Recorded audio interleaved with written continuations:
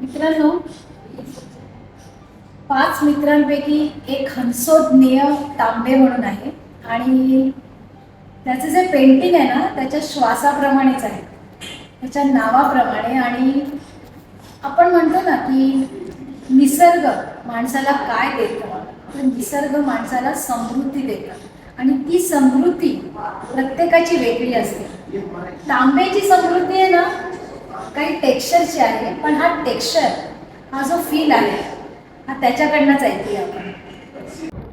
कला म्हणून जेव्हा मला जाणीव झाली तेव्हा ते व्यक्त करण्यासाठी माझ्यासाठी माध्यम म्हणून रंगरेषा होतेच, पण मला माध्यम खूप महत्त्वाचं वाटलं. स्पर्श ही जाणीव आहे ती माझ्यासाठी खूप महत्त्वाची वाटली, म्हणून मी स्पर्श दाखवण्यासाठी हे माध्यम वापरलं.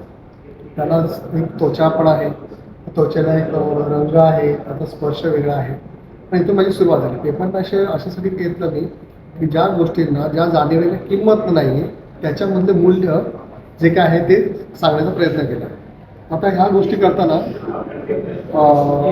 ज्या मी परिसरात राहत होतो कुर्ल्यामध्ये, त्या परिसरातील ज्या भिंती आहेत त्या पण मला आठवणीत आल्या. आणि त्याच्यानंतर मी ठरवलं की प्रत्येक भिंतीचं काव्य, प्रत्येक घरातील भिंत स्वतः काहीतरी बोलते.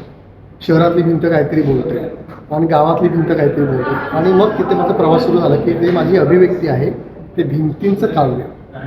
आणि त्यातनं हा प्रवास सुरू झाला पूर्णपणे.